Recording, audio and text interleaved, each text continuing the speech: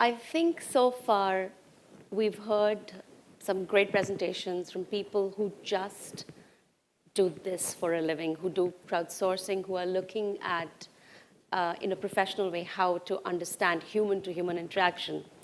This particular presentation is going to be slightly different in that it's about a brand. And that brand is Mahindra. And I'll talk about Mahindra in a minute and how we went with them on this journey to create a crowdsourced platform. So with that, let me start. And the first person to start with is Anand Mahindra.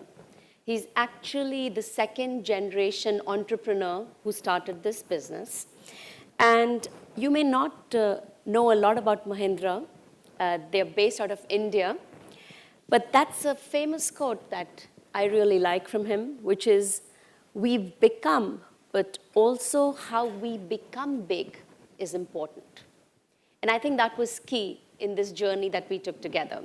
So let me give you a bit of a background about Mahindra. Mahindra was founded by Anand Mahindra's father, KC, out of Ludhiana in Punjab. And the world over, they are known for automotive vehicles. They are known for Jeeps and four-wheel drives and other vehicles. But actually, a key milestone in how they became who they became was in 1945, when KC, that's Anand Mahindra's father, and his uncle were on a tour, and they saw Barney Roos's creation for World War II, the rugged purpose vehicle. And they thought about that for a minute and said, what if we took this vehicle back to India?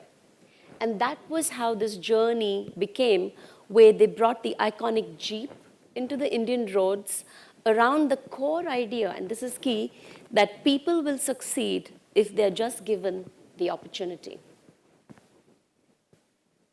And I just want you to remember that as we go along in a bit. Nearly 70 years later, we are here today. It's a 16.7 billion multinational group with 180,000 employees worldwide, over 100 countries across the globe. And they were continuing on this journey. They're a very well-known house in India, of course, but they were on this journey, acquiring a company here, doing a bit of business there. And suddenly in 2011, Anand came back with this vision that he wanted to be a global player. And to be this global player, they wanted to rebrand. And they wanted to bring to life a core purpose and communicate that to the entire ecosystem that surrounded them, that included their employees, that included partners, that included, of course, customers and end clients who were buying into their products and services. And there was an agency that was commissioned to do this work out of New York. And we came back with something called RISE. Now, this is key. RISE was their rallying cry to arms to become a global player. And RISE was built around 3 pillars. And these pillars were accepting no limits, alternative thinking, and driving positive change. Okay? This is the press ad that came out with RISE, which had this child, and that was kind of a symbol for India, because around this time, India was rising in the global landscape. And it was about taking the first step towards going towards that goal, where it became a world leader and somebody to reckon with in the global landscape. And what we were tasked with was to take this and extend it further, to make it something that would resonate with the connected 18 to 35-year-olds. So to begin with, we created this here that you can see. This is the RISE blog. And the RISE blog was just that was just created as a communication platform for press and shareholders, where they could understand what this new rebranding is about. At the same time, we socialized this initiative with employees with something really, really simple, which was a pledge that they took. And the pledge was to do something, one particular thing, in the next 30 days. And all the employees first started off with taking a personal pledge. And the pledge could be something that you did just for yourself, you did for your department, or you did for a whole team beyond that. It could be as simple as, I will get home on time to read a bedside story to my daughter, to something around improving efficiency in their own teams or in their own departments. The first step was important because unless the people that were part of Mahindra believed in this rebranding, there was no way we were going to be able to expose that to a wider group, a wider circle. The second step was creating for us a movement. And when we say movement, we wanted people to really experience the power of the idea of RISE and to build something ground up that they could believe in. What was our big idea? We created an online platform that would allow people in India to submit any projects that they believed in that would drive positive change, and find supporters, find funding, find volunteers, equipment, know-how within the community that was interested in that particular area. And the projects were very, very diverse. It could go from anywhere from doing something for a school nearby. We had projects that were about cleaning up a lake in Bangalore, which one of the community that lived around the lake looked at, and so on. So let me show you the first video that seeded this idea of Mahindra RISE.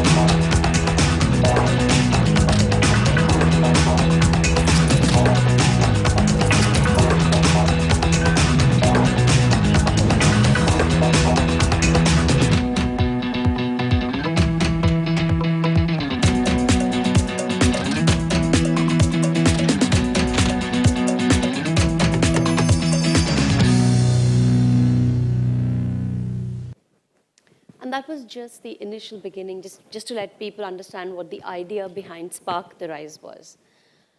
This is the beta homepage that we launched with, okay, which was just to say what is RISE, to explain what we were going with.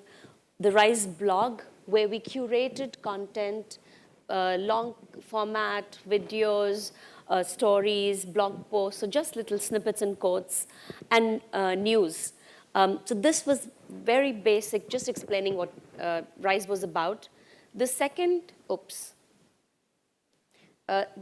phase was really when we launched the project. If you look at the top here, you see 5 categories.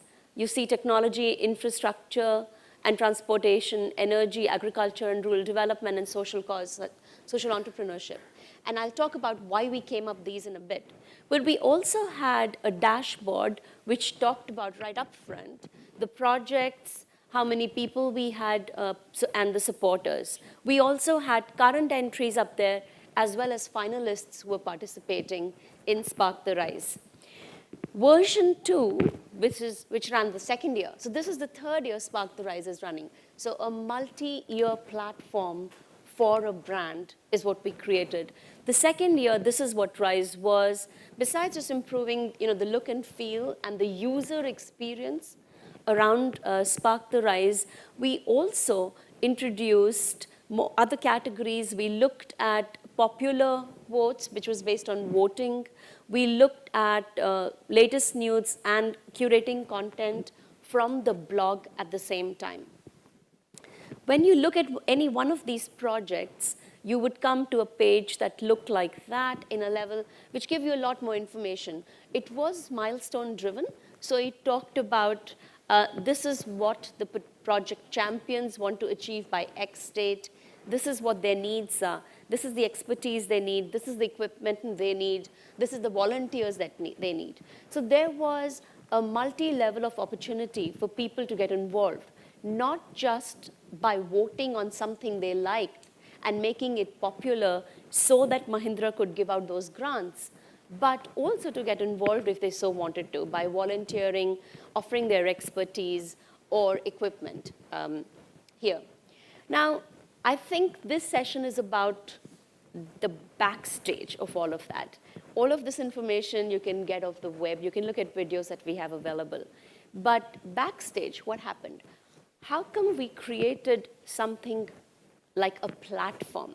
So our inspiration when we were tasked to look at socializing at the scale that we were required to do was people who had innovation, in their bones. So yeah, Thomas Edison. I'm joking. Henry Ford. Yes, Henry Ford, yes, because Henry Ford is equal to cars, which is equal to Mahindra. But more importantly, I think he was relevant because one of his famous quotes is, if I asked a customer what they wanted next, they would say a faster horse. And it's not the incremental steps that we were looking to achieve with this. We were looking to create something that would be a game changer for Mahindra. And besides all the statistics that exist around the KPIs from the platform, I think the biggest accolade that we got was when Ratan Tata commented on Spark the Rise saying, and that's a competitor of Mahindra in India, for those of you who are not familiar with it, saying that he wished his company had done that platform, that he'd been in the forefront of that particular change. But the real inspiration, of course, came from Pepsi Refresh project, which I think most people in this room would know about, from looking at all the various categories they had and the way they created these grants that were small and big. And interestingly, we got in touch with the team that was working on Pepsi Refresh, so who was managing the projects. And the stories that we heard from them, we learned a lot from, especially the fact that after people are given grants, that's when the work for that team started. Because it isn't just the giving of the grants, but it's monitoring the grant to make sure there's no frauds happening, that people are actually using that for the real purposes that they were assigned for that particular grant. That creates the word of mouth that you need for a movement of the kind we have. Other inspiration, of course, was Kickstarter. And again, not an unfamiliar name to people in this room, where, of course, you have a deadline with goals that you're going to achieve and the funding that you're going to get. But more importantly, we looked at other platforms like Kiva. So Kiva is a micro lending platform that is amazing, and I'm not sure how many of you know about it. Essentially, what they're trying to do is to give loans to people who are not really credible or who don't have a credit history. And the loans are really, really, really micro. I mean, $25 upwards. And that says a lot when you say that 99% of the loans have been repaid. And that's really where the power of crowdsourcing comes in. When you look at providing something so small that can make such a huge difference. They've disbursed as much as $500 billion, I think, to date. Every 3 days, they are able to raise $1 million in funding for people. And I think that is amazing. We are nowhere as amazing in what we built, but this is just some of the platforms that did inspire us. Most importantly, beyond all of this, what inspired us were the people of India. And why we say the people of India is because there is so much enterprise in little things that are going on right under our very noses. And I was extremely humbled when I looked at some of the projects that people were submitting. They were amazing. The difference that they wanted to make was amazing. And I'm not talking about the winners. There were winners that were about a person who had a job in New York, came back and started a courier service for deaf individuals in Mumbai. And I met him at the grand finale in Mumbai, and he was like, I'm going to give you the best rates ever. Let me start in Singapore. And I was like, oh my God, this is real. You know, this is not the make-believe fundraising for a big charity or organization. These are people who are really making a change. And this woman I was mentioning, again, she was incredible. It's a lake in her community, and it's really dirty.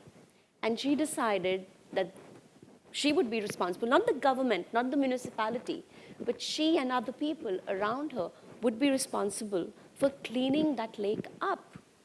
And they did it. And the funding that Mahindra provided was a minuscule part of what these people gained, because as we advanced the program phase after phase, Mahindra actually created an entire ecosystem for these project champions. They created people who would help them to actually put together a proper business plan. They helped them to bring funding available from beyond the grants that they were, disbursing. They looked at providing them all kinds of skills, from making presentations to actually marketing skills. How do you create presentations that you can go and talk about? How do you create collateral? On the site itself, we created for Project Champions a password-protected part of the site where they could download brochureware, where they could just insert a picture of their project and put stuff around it, leaflets that they could disburse, and so on. Preeti also asked me to talk about the technical implementation. I'm afraid I'm not the right person for that. But if you're interested, I can put you in touch with the right people in VML who can talk to that. But I think the core tenets are think big, but start small. Okay? The second core tenet is define the program strategy first, and then the technical approach. We started with Drupal as our CMS to begin with. We had quite a few hiccups because of the outputs that we wanted to see, and created our own CMS after that. More importantly, start with the workflows. Be very, very cognizant of the fact that users will come to your platform to do something. And that something could be as simple as casting a vote, but as complex as registration. And believe me, registration can be very complex when you're looking at something, a platform like this, because we are trying to build against fraudulent activity all the time. So the registration process, as if you're going to be a project champion, is not just you putting in your name and email address and off you go, but it gets more complex. We want to verify that you're a real individual. You're not trying to game the system, and so on. Create a technology that really supports what you're trying to do. Don't start with technology and come backwards. Segment your users all the time. Think about what they're trying to do on your site. For us, we started with project champions, we started with voters, we started with supporters. We looked at people who wanted to volunteer their time, expertise. So we put all of these people in different categories and said, what are their needs, what do they want to do on the site, and how do we support them?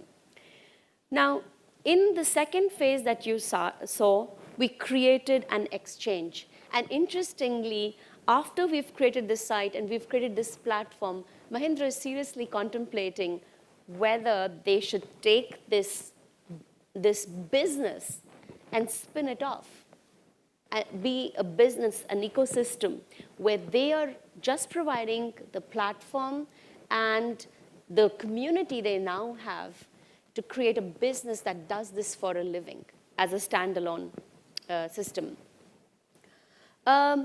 We also created a voting platform. And the voting, why I'm laughing about that is, when you create a voting platform, you have to think about the people who want to vote. And they are not all online. They don't all have smartphones. And if you're talking about India, most of them, 86% of them, don't have internet connection. And if you want to involve these people, and we did, you need to think offline. You need to actually forget about offline and online, and you need to think, what is the best way to reach these people? So we printed brochures of the first 20 champions. We had forms that people would fill and give it back to the people who were responsible for it. We had SMS voting.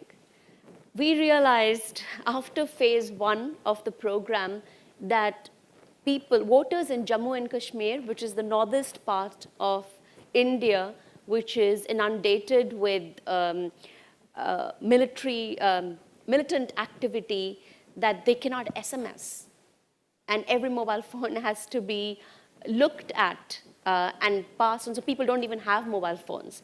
So what we did in that state is we tied up with technology to create, from the landline, a missed call vote.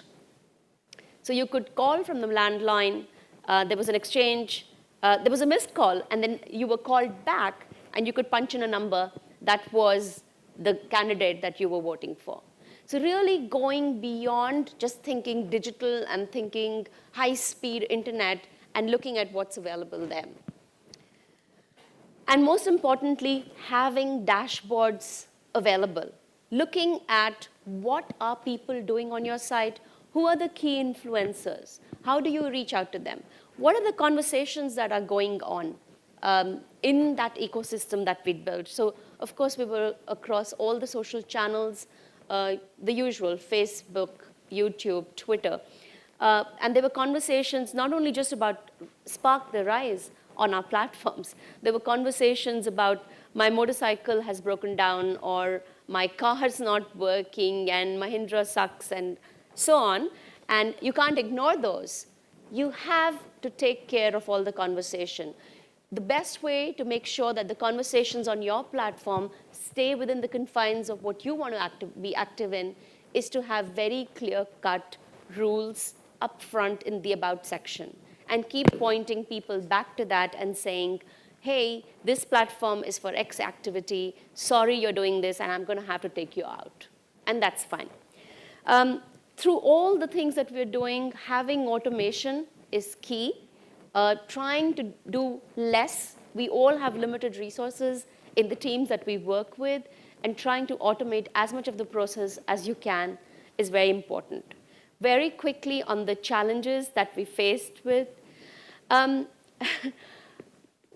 A day before the site was about to launch, and I'm not exaggerating, a day before, the media company comes back to us and says, the numbers that we gave you of the traffic, that's the conservative number.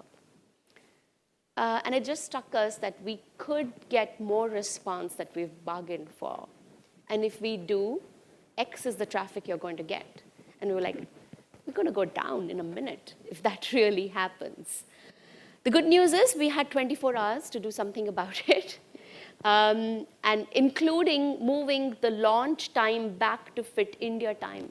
So, 2.5 hours gained. We were working out of Singapore, and we were like, okay, 2.5 hours is a big deal. We can do X and Y in that time.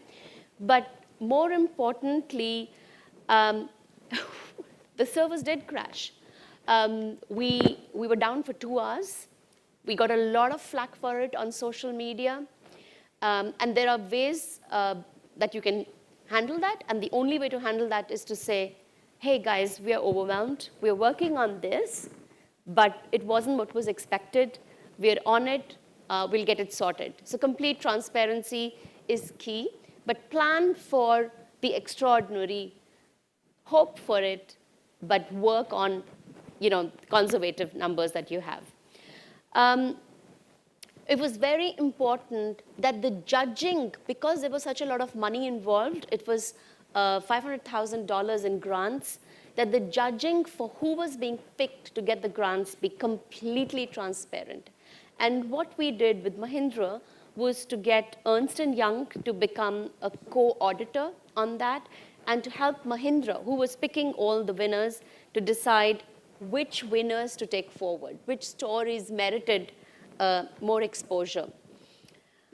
I talked about how to enable rural areas. The missed call from landline, I think, was very, very powerful, and it enabled a lot of people who would otherwise not get involved to participate, as well as printed materials, printed forms.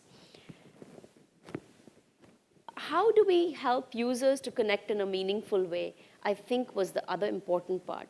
And that was where the entire ecosystem and what we did with it was key.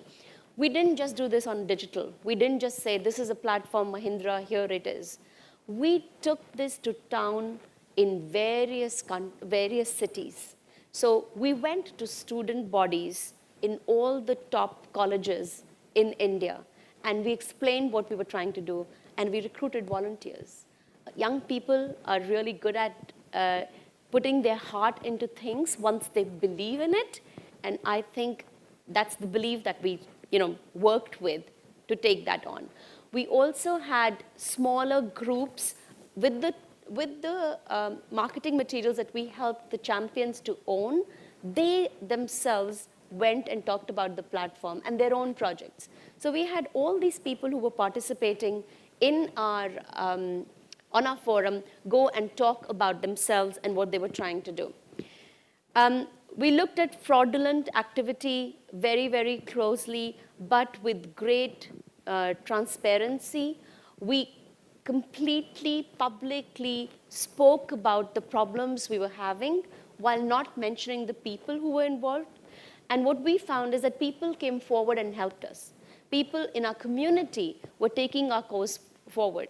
In fact, there was an engineer who helped us to fix a bug. I mean, it became so involved for them that they were like, we just want this platform to stay whole and make some sense.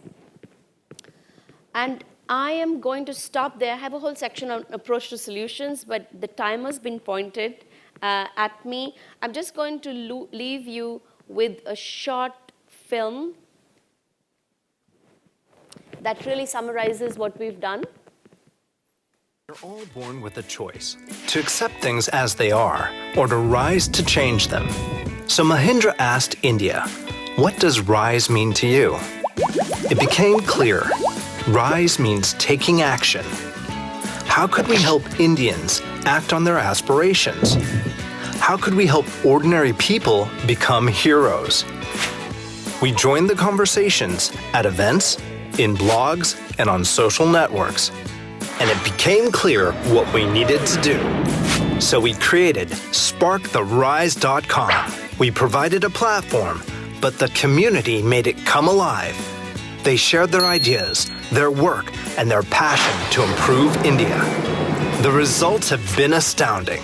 Over 7 months, we had 1,463 projects featured on Spark the Rise out of over 6,000 submissions.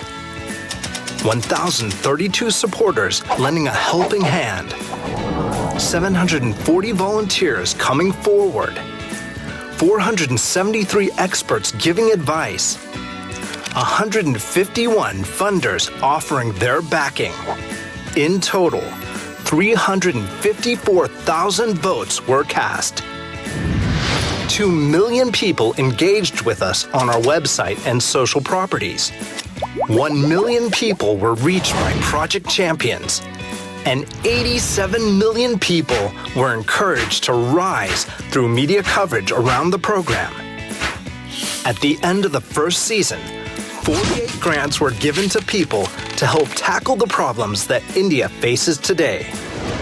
Our 4 grand finale winners are helping to empower Indian youth, providing safe learning ecosystems for children at risk, and instilling in them a love for learning, and using destructive pine needles as a green energy source. Perhaps best of all, this is just the beginning. Stay tuned for Season 2, where we will make it easier than ever for volunteers and projects to connect with each other, and where we will bring in a network of partners to help inspire, enable, and mentor a new generation of Sparks.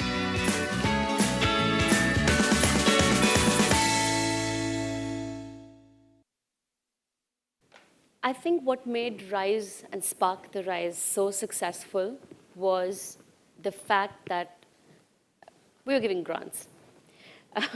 People were coming in with projects that they believed in and helping to create something that they believed in. I believe that if the government came back to us and asked us to get involved, I'm not sure it would be that successful, because it would be seen as propaganda to try and get something into place. However, if something like this expanded, and Mahindra would never get into, doing anything political, but imagine an independent platform which is funded and pushed by common people, where people were getting involved in smaller community activities and thinking about picking leadership, picking somebody they believed in, picking causes that they were behind, I think that would get a lot of traction. So even though Mahindra was pushing this, they were really enabling the program. They were not getting in the middle of, it was by association Rise. It wasn't by, it's Mahindra that's pushing Rise. It was all about the champions. It was all about the people who were fronting these projects. And that's why a lot of our efforts were in trying to enable them to do something with their own projects. So the training was for them to push their projects forward. All the marketing collateral that we provided in our library was for them to take their projects. We were, of course, discreetly stamping Rise on everything, but it was by association. It wasn't leading, the brand was not leading the chart. So I'm not sure that the government saying something like this would get us, that much further, rather than a movement where people believed in it. And especially right now, when the time is so close to an election, it's a really bad time for the government to do something like this. Hope that answers your question.